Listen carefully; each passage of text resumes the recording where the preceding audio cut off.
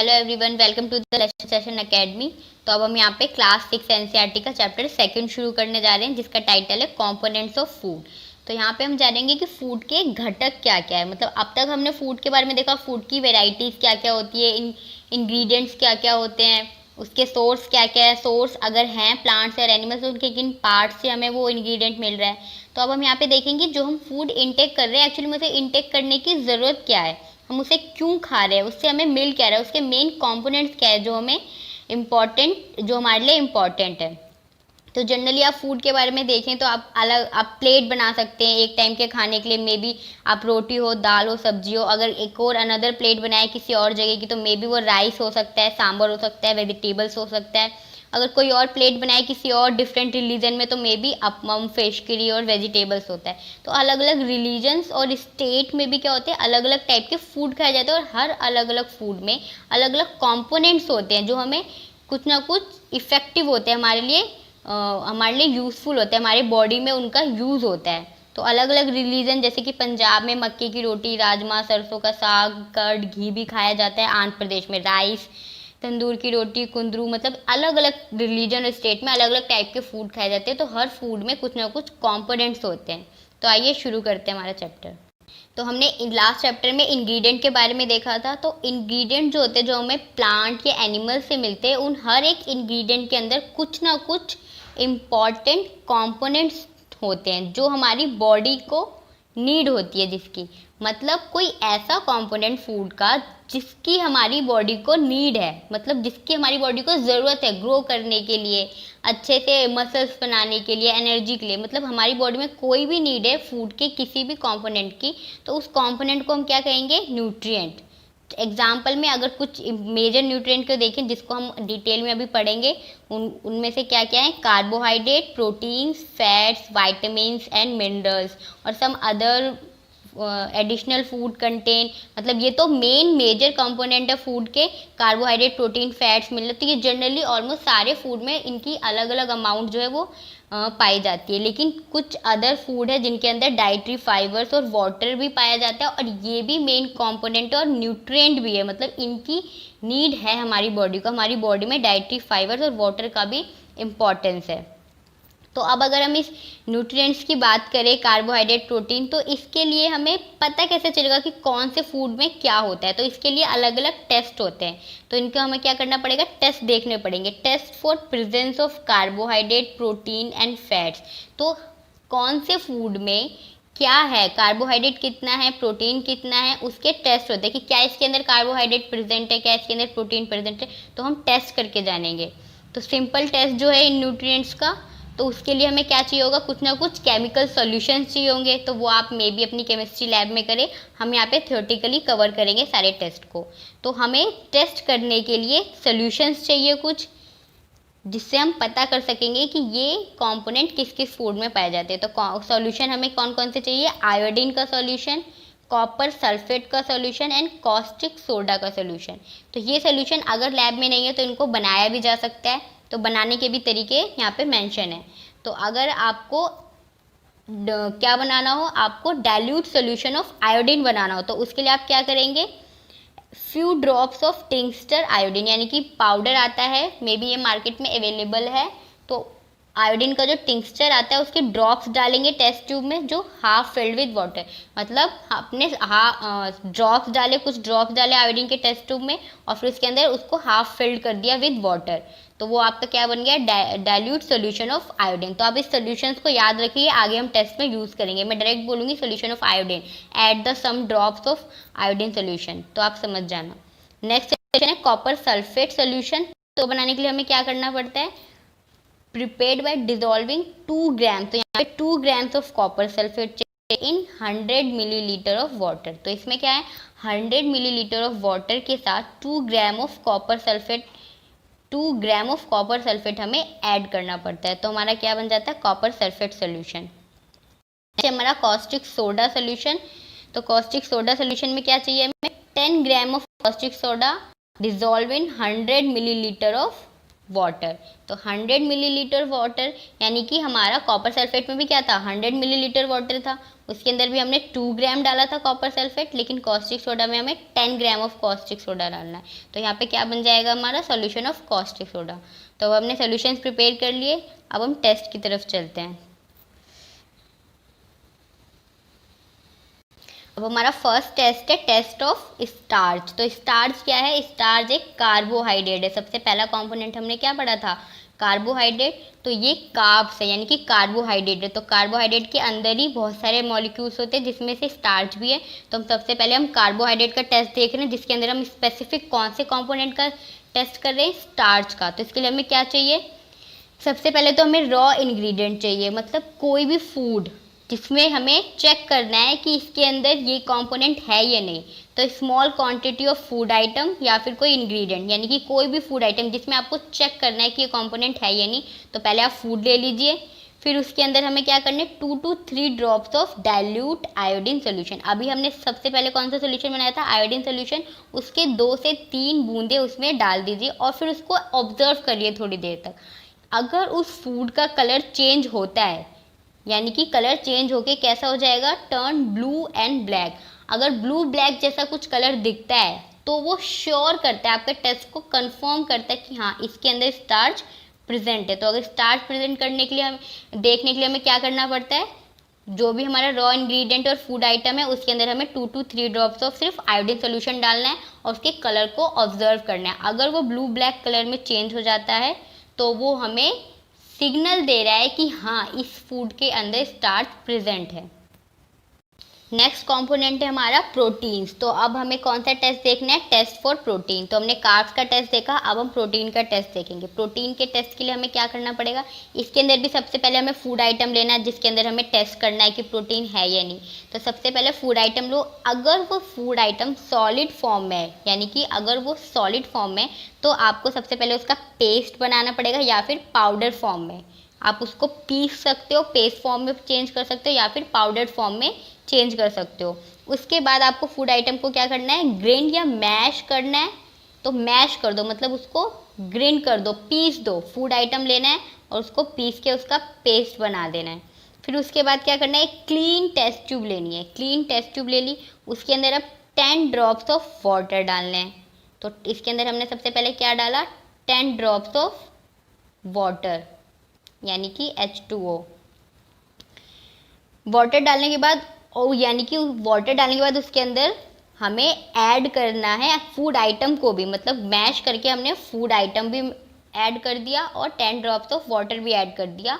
अब हम उसको प्रॉपरली क्या करेंगे, शेक करेंगे। शेक करके यानी कि मिक्स करेंगे, फूड आइटम और वाटर को हमने प्रॉपरली शेक करके मिक्स कर लिया। अब हम उसमें ऐड करेंगे 2 drops of copper sulphate solution. तो अभी हमने देखा था कॉपर सल्फेट सोल्यूशन बनाया था सेकंड नंबर पे आयोडीन के बाद। तो अब हमें क्या करना है, उस टेस्ट ट्यूब में 2 drops of copper sulphate solution add करना है and 10 drops of caustic soda. तो हम थर्ड सोल्यूशन कौन सा बनाया था, कॉस्टिक सोडा का, तो वो भी ऐड कर देना है। तो 2 drops of copper sulphate solution and 10 drops of caustic soda solution. तो हमने सबसे पहले क्या ऐड किया, सबसे पहले हमने फूड लिया, उसको ग्राइंड करके मैश कर दिया, अच्छे से पीस दिया।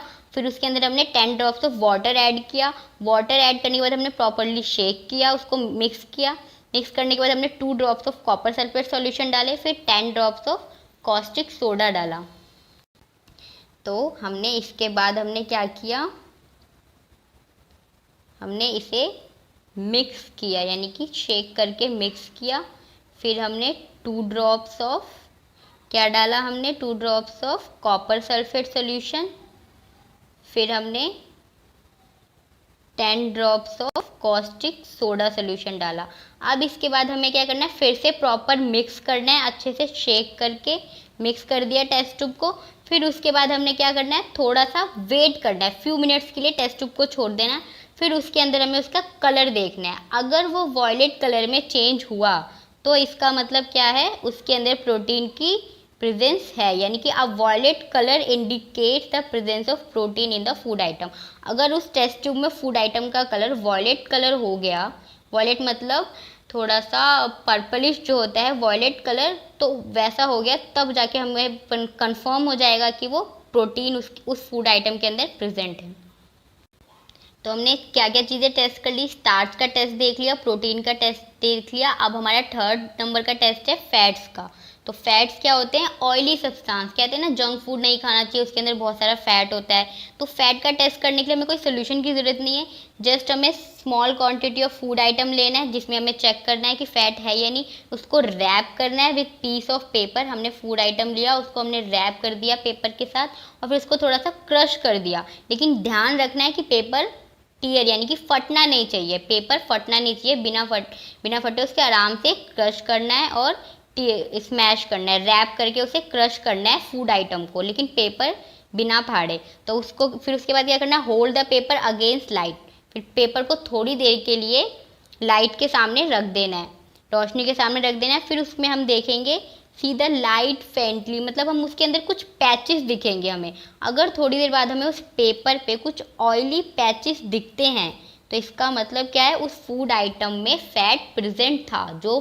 जो हमने क्या किया, जिस फूड आइटम को हमने क्रश किया पेपर पे, उसी फूड आइटम का क्या हो गया, फैट जो रिलीज हो गया और पेपर पे लग गया क्रश करते टाइम।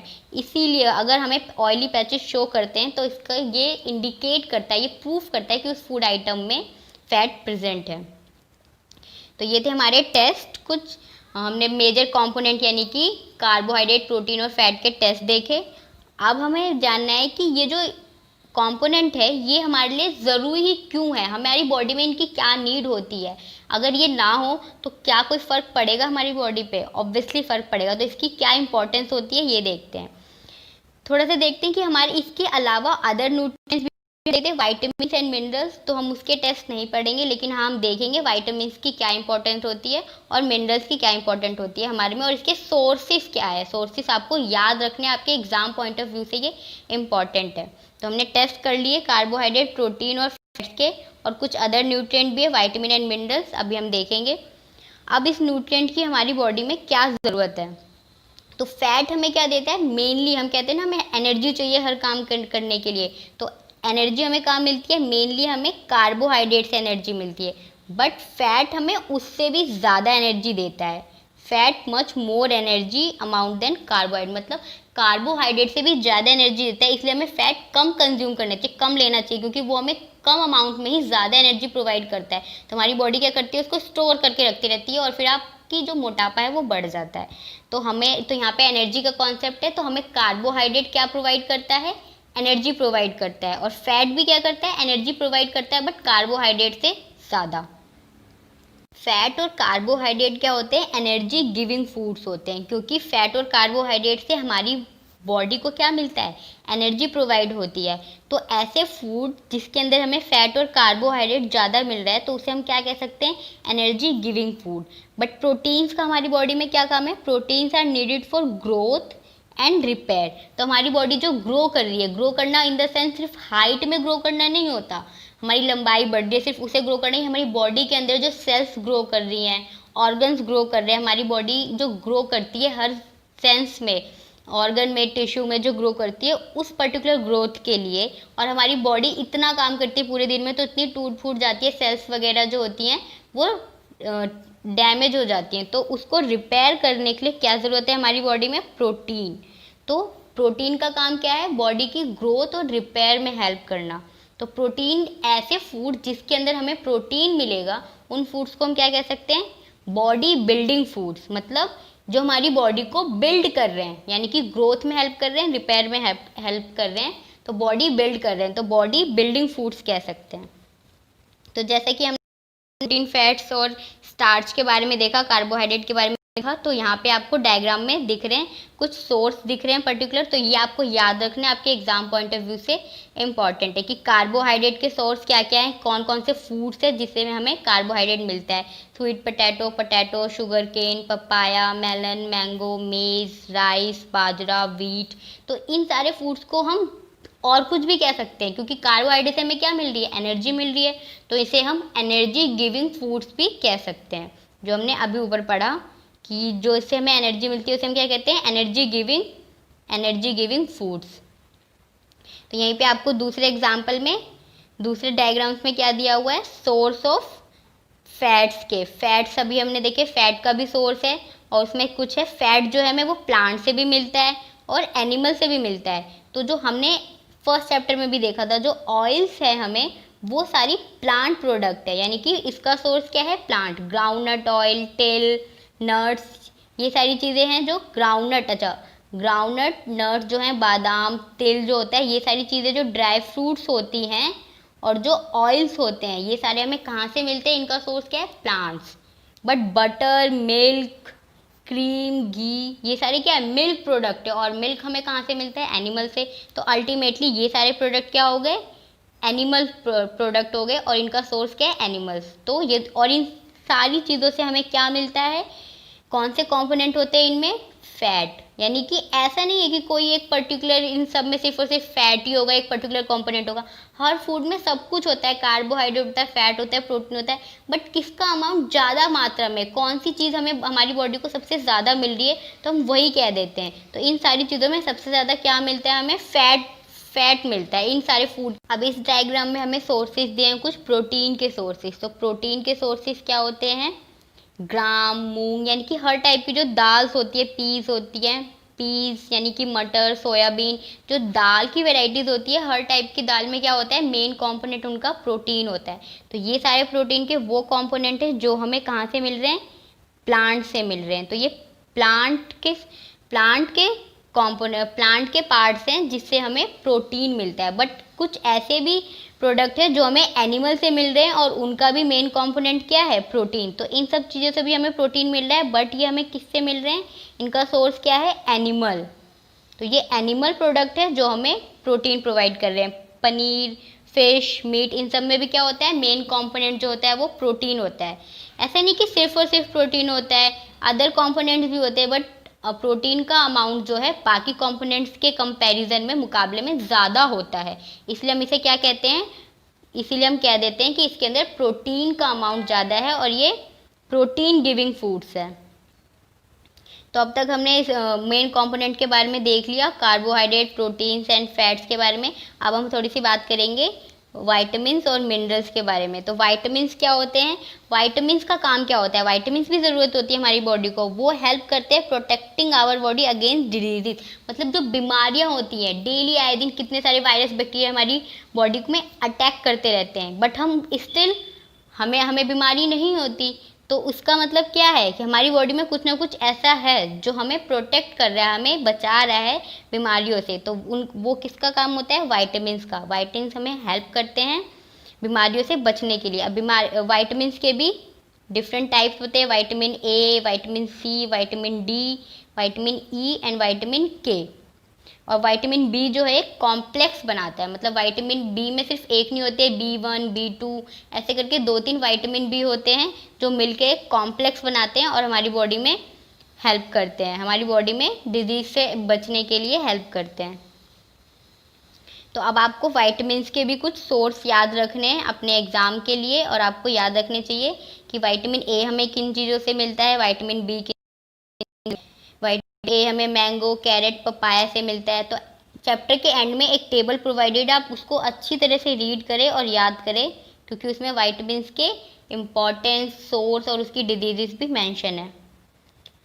विटामिन बी हमें लिवर, वीट और राइस से मिलता है, और विटामिन सी हमें ग्रीन चिली, लेमन, आंवला, गुआवा, ऑरेंज, टोमेटो से मिलता है। विटामिन डी जो है हमें जनरली एग से भी मिल सकता है, फिश से भी मिल सकता है, लिवर से भी मिलता है, बट विटामिन डी मेनली हमें सनलाइट से भी मिलता है। और विटामिन ए जो है स्पेसिफिकली हमारी आईज और स्किन को क्या करती है, हेल्दी रखती है। तो अलग अलग विटामिन के, सारी विटामिन्स हमें बीमारियों से बचाने में तो हेल्प करती है, लेकिन हर एक विटामिन का स्पेसिफिक यूज़ भी है। तो अगर किसी स्पेसिफिक विटामिन ए की कमी हो गई तो हमें ये बीमारी हो जाएगी, क्योंकि विटामिन ए का फंक्शन है कि हमारी स्किन और आइज़ को हेल्दी रखना। अगर विटामिन ए नहीं होगा तो हमें आइज़ की बीमारियां हो जाएंगी। तो अलग अलग ऑर्गन पे अलग अलग विटामिन का फंक्शन होता है। विटामिन डी जो है हमारी बोन्स में हेल्प करता है, बोन्स को मजबूत बनाने में। और विटामिन सी जो है हमें फाइट करने में हेल्प करता है डिजीज़ के अगेंस्ट, मतलब बीमारियों से लड़ने में हेल्प करता है।